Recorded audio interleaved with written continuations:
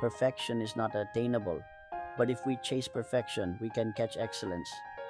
Ang ibig sabihin ng pariralang perfection is not attainable, but if we chase perfection, we can catch excellence ay hindi natin maabot ang perpekto.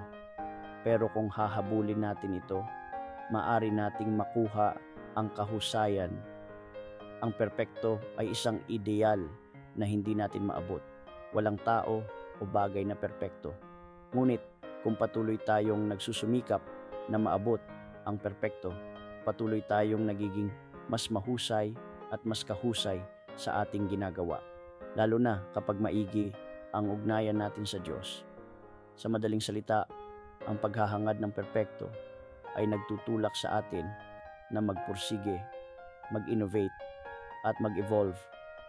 Kahit hindi natin maabot ang perpekto, ang ating pagsusumikap ay hahantong sa kahusayan. Thanks God. Hallelujah. Amen.